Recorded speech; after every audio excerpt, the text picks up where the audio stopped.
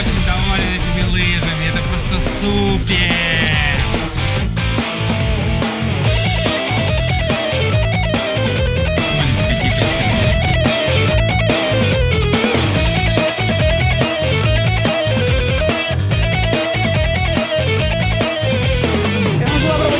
Но я не знаю, какой будет результат. Очень классный перчик.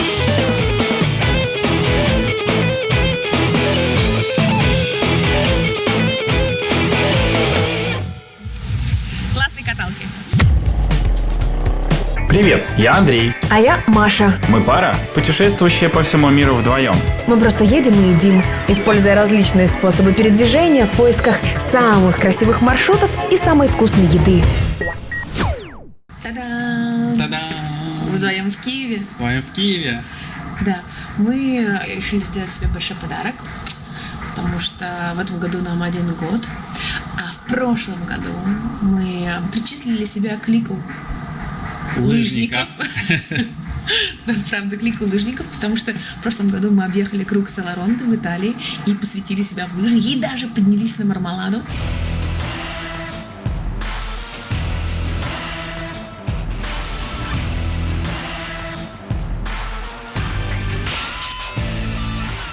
Так, мы на самом верху, на горе Мармолада, и мы делаем наш выбор. Это выбор вдвоем. Самые красивые трассы в данном случае. Самая высокая точка Доломитовых Альп, гора Мармолада. 3260 метров. А в этом году решили, что ну раз уж такое дело, пора бы себя наградить чем-то очень хорошим и выбрать себе настоящие лыжи. Причем некоторые женщины, заметьте, выбирают себе шубы, а я прошу лыжи. Ты умница. Та-дам! Но это же рай для лыжников и для сноубордистов, для людей, которые занимаются активными видами спорта. И называется он «Протест». Но протестовать мы не будем, потому что хочется все. От шапки до темы белья. Кстати, может быть, дешевле было бы купить шубу? Можно узнать.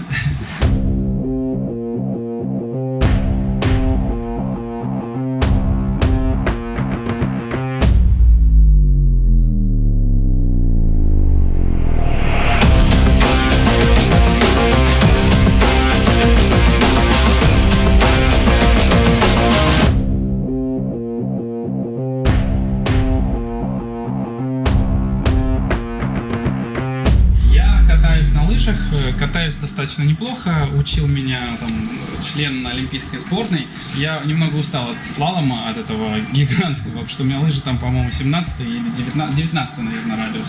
И очень жесткие ботинки. И они не позволяют мне делать никаких оплошностей и ошибок. Знаете, эти лыжи, только делаешь ошибку, они сразу же тебя уносят, и все, и хана. То есть я хотел бы лыжи, которые бы позволили мне немного побаловаться, поиграть на трассе и делать какие-то глупости на трассе. Армада. Серия риски, парковые лыжи, но эти лыжи себя ведут довольно-таки достойно на подготовленной трассе.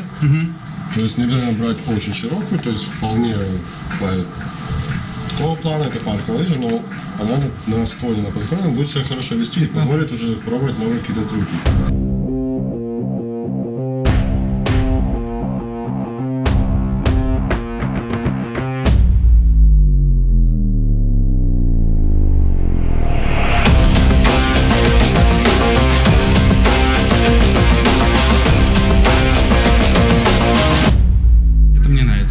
Берем это. Кажется, Андрей выбрал себе костюм спасателя, не лыжника. А теперь иди сюда.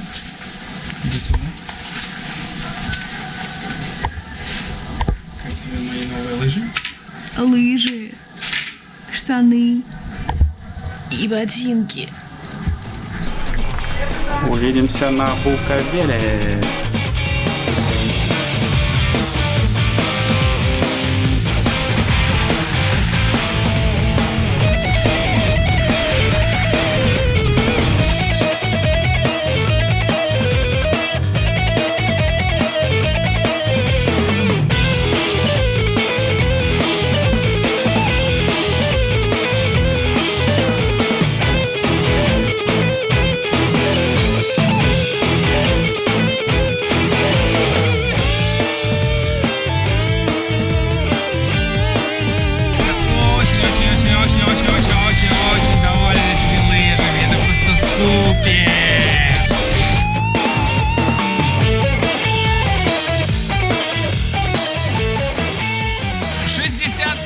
километров спусков, 100% с искусственным снегом, поэтому вы не бойтесь, даже если во всей Украине нету снега, на Буковеле снег будет. Главное, чтобы была минусовая температура. Вот все пушки работают, как вы видите. 16 подъемников, 3 горы делают все спуски на Буковеле. Эта гора называется Буковель, собственно, из-за нее и название курорта Буковель. 1127 метров, мы на ней сейчас находимся. Это гора Черноклева, 1276 метров. И эта гора самая высокая на Буковеле, гора Довга, 1372 метра. Куда мы сейчас и поедем?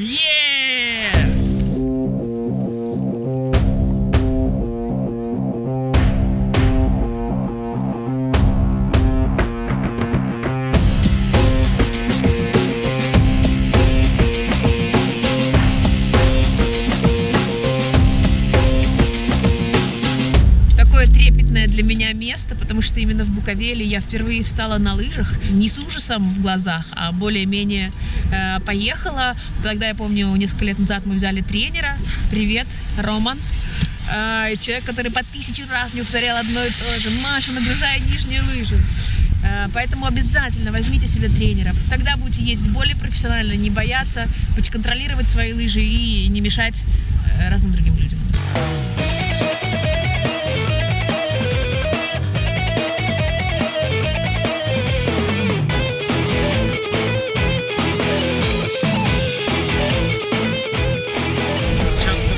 На самую высокую точку курорта Буковель, это гора Довга. Здесь здорово, здесь нету затяжных долгих спусков, на которых ты можешь сильно устать, как новичок, или даже среднего уровня каталка. Вот. Здесь есть такие достаточно короткие спуски, есть красные, есть голубые, есть черные трассы, и вы не устаете, вы просто съезжаете быстро и тут же садитесь на подъемники и отдыхаете. Шишечки, смотри.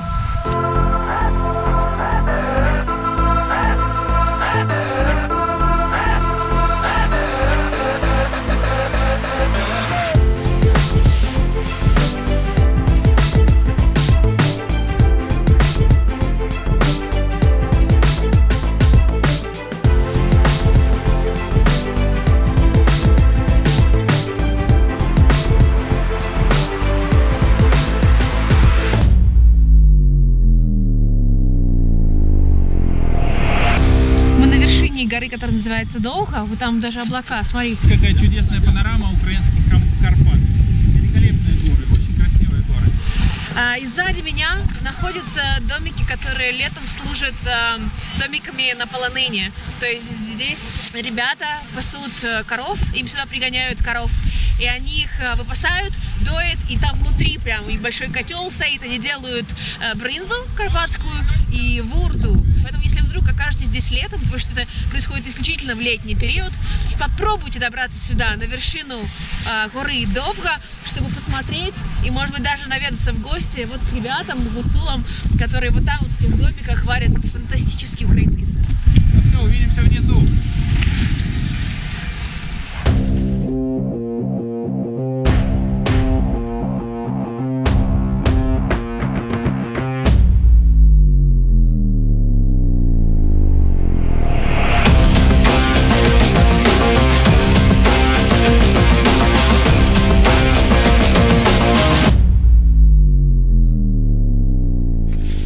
Какие красивые лыжи.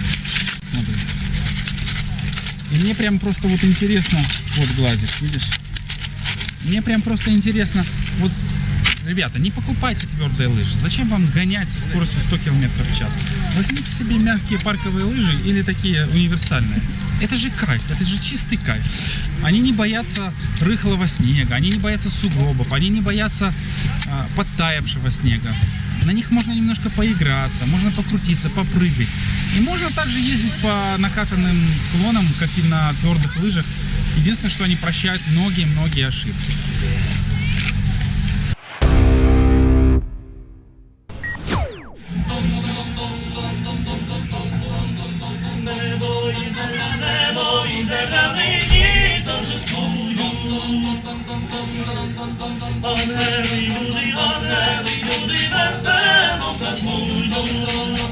Христос родився, Бог воплотився, ангели співають, царя вітають, поклін віддають.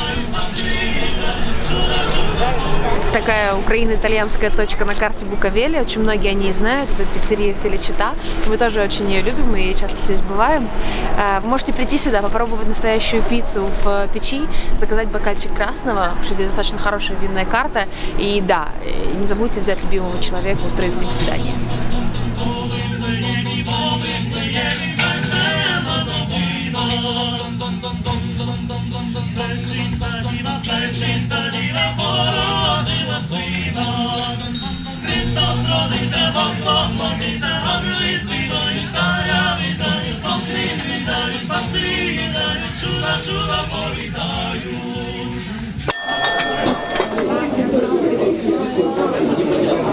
Мне кажется, пиццу все-таки стоит судить по ее классике. Мы взяли маргариту, это традиционная итальянская пицца в цветах итальянского флага. Да? Здесь есть базилик, томатный соус и моцарелла. Я не очень хочу говорить, я очень хочу есть. В этом году буковельской Феличите исполнилось 15 лет, такой почти что юбилей. Ну, почему почти что? Юбилей. Первые 3 года она была на склонах первого подъемника, а вот чуть попозже ее перенесли прямо в сердце Буковеля, где-то в 200 метрах от центрального подъемника номер 2. Говорят, что в самый жаркий период, в зимний, да, когда люди приезжают кататься сюда, в Буковель, каждый день здесь производится около 300 пицц. Здесь одного размера. У вас только одного размера пиццы, да, стандартного? 30 сантиметров диаметр. А как вы знаете, что 30 сантиметров? За 8 лет уже мы решили. 8 лет. Здорово. Пицца из украинского теста, из украинской муки в настоящей итальянской печи. Все правильно я говорю? Я еще видела, что вы, когда ее готовите, потом немножко поджариваете бока, да? Это румяные борты были. Прям огнем. Здорово. Сколько в печи она находится? 1 минута в печи. Какая самая популярная пицца? 4 сыра. Да ладно, украинцы же так много едят мяса. Сырная, самая популярная пицца здесь. Здорово. Блин, ароматы вообще. 3 страницы коктейлей обозначены четко на стене. Видишь черные трубочки от коктейлей? Целая стена трубочек. Фантастика. Сядешь рядом со мной. Вот еще. Это же мужское заведение. Вот и будь тут один. Вот так после прекрасного горнолыжного дня можно после ужина провести полчаса за дежестивом, за прекрасным виски в этом замечательном заведении, которое называется «Виски-бар». Находится оно в самом центре курорта Буковель. Здесь представлены сотни наименований разных виски из 5 или 6 стран мира. И классной особенностью этого места, на мой взгляд, есть то, что здесь нет официантов, здесь есть бармен, который может подойти к вам, или вы можете подойти на барную стойку, поговорить, разобраться, выбрать то, что вам именно хочется.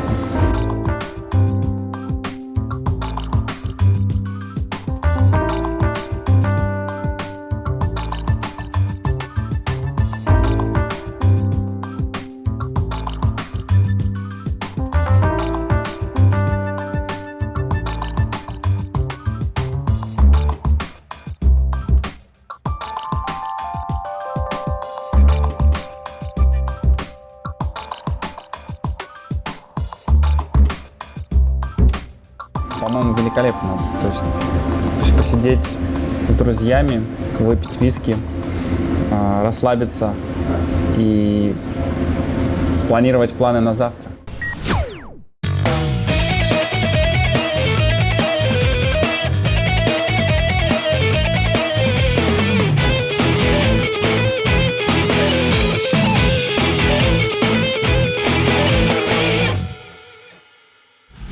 Нахожусь сейчас на главной площади, на той самой, где стоит елка, помните?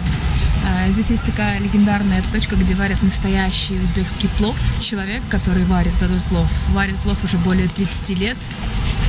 В общем, ребята, это не шуточки, надо срочно узнать, как он это делает и что туда вкладывает, помимо известных вам ингредиентов.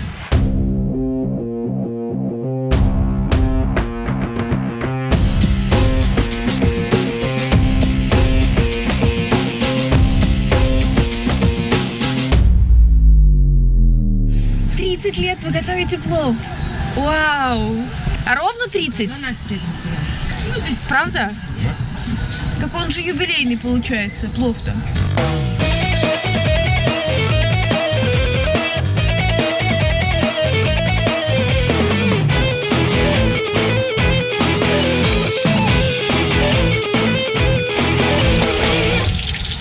Масло, лук и огонь.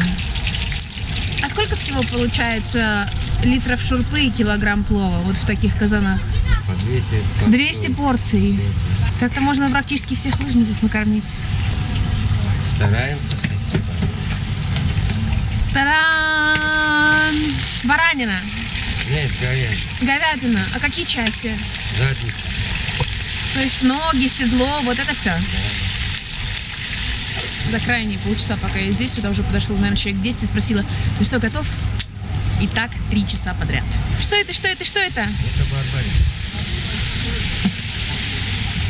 Так много моркови. А сколько здесь килограмм? Килограмм 10. 10 килограмм моркови. Изюм. А вы что сами больше любите? Шурпу или плов? А вы другой. И то, и другое? Организм же разнообразный, правильно? Да, правда.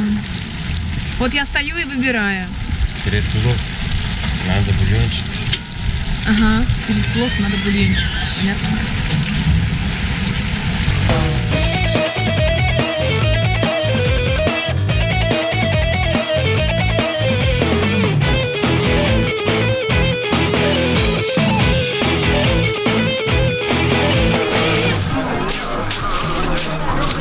Накройте, сколько ему стоять? Минут 20? Да, минут 15. 15-20, да?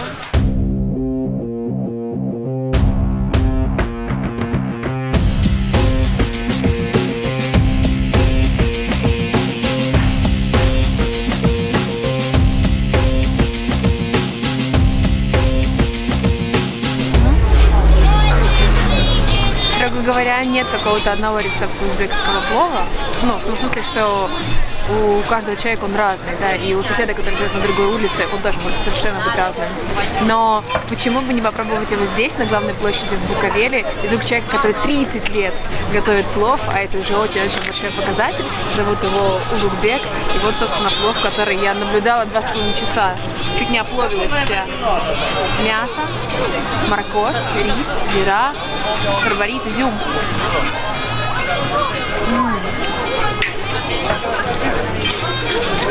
Очень вкусно. Кататься на лыжах, знаешь, проголодаться, замерзнуть, и прийти сюда, греться и есть, и наслаждаться зимой.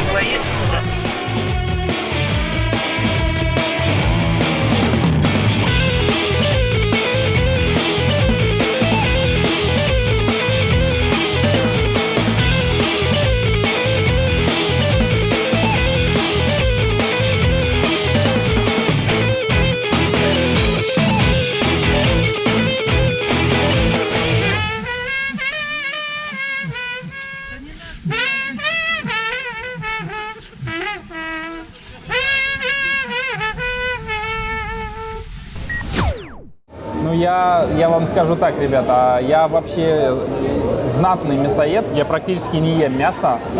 Я ем мясо только с барашков из своей фермы. И это происходит раз в полгода, наверное, раз в квартал. Но то, что я попробовал здесь, это просто фантастически вкусно. Говяжьи ребра. Вау. Это ребра барбекю. Сравнительно новое заведение для Буковеля. Это техасские технологии и украинские продукты. Почему техасские технологии? Потому что сзади меня ярко-красный стоит смокер. Это единственный не только в Украине, но и в Восточной Европе смокер на дровах.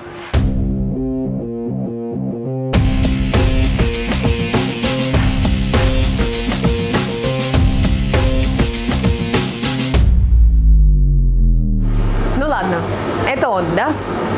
Да. Почему он такого красивого красного цвета? Чтобы наш смокер, который приехал в Восточную Европу первым, отличался от всех. И его специально заказали красного цвета, а мне специально заказали красный китель. Отлично. Он работает 24 часа в сутки, я правильно понимаю? Я вот пока Буковель настолько оживленный курорт, что я еще его не останавливал. Ни разу? Ни разу. Просто. И он выдерживает. У вас есть какое-нибудь имя для него подпольное? Адская машина. Адская машина? Ну хорошо. А вот мы можем ее просто так сейчас открыть? Конечно. Серьезно? И мы не повредим процессу? Ни в коем случае. Что прям так серьезно? Господи Иисусе. Свиная лопатка, мы ее перерываем на пулпорк. Да. Это традиционный американский бургер. С рваной свининой. С рваной свининой, да.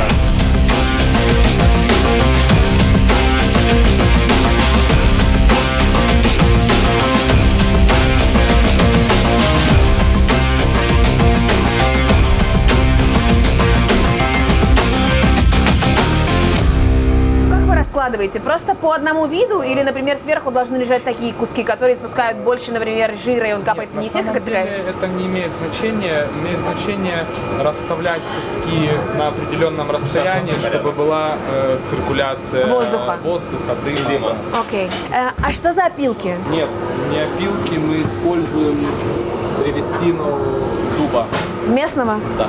Очень красивая машина.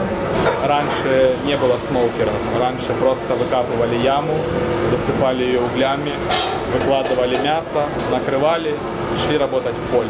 Приходили вечером и ужинали. Откапывали, Да, откапывали, да. И ужинали. Еще, наверное, делали это с целой тушей. Да. Здесь готовится и рыба, и мясо, и прочие вкусности. Я очень хочу попробовать. И очень здорово, что у них вот такая линия раздачи. Ты не заказываешь что-то по меню, а просто приходишь, берешь поднос. Смотри, какой стиляжный. Вилка, нож, салфетки. Выбираешь себе мясо. У меня есть вариант ребра, свинина, ягнятина. Есть макрель, лосось. Ну, индычка, крылья, фермерский курчак. Ну, в общем, я очень хочу ребра, если честно.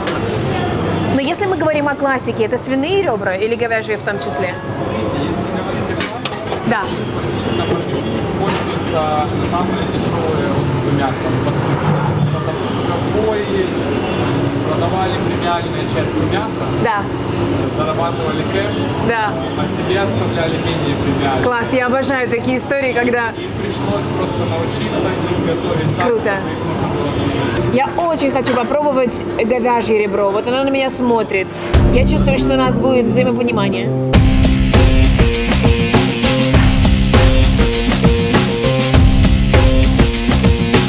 Это та самая жирная часть, грудинка говядины. Верно.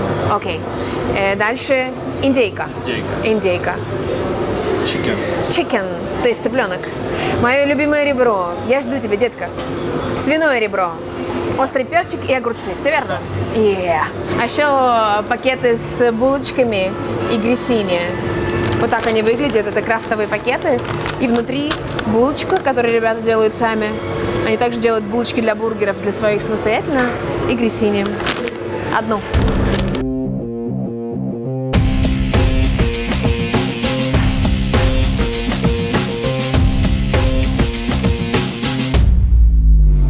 Ладно, с чего начать? Ребро смотрит на меня. Это самое говяжье ребро, фантастически растушенное. Посмотри, его можно просто рвать. Глянь, оно прямо распадается на волокна.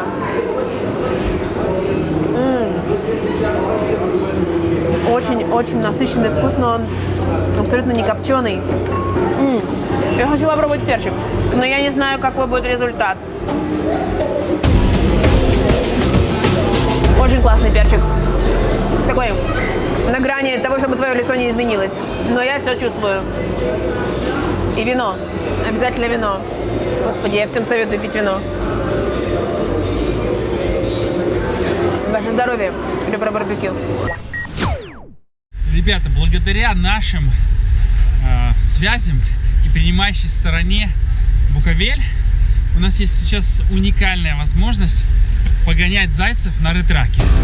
Это грузовой ретрак, который ребята используют для доставки продуктов питания на самой верхней точке гор, где находятся рестораны. То есть это гастрономический ретрак. Все как мы любим. Едем и едим, поэтому мы на этом ретраке.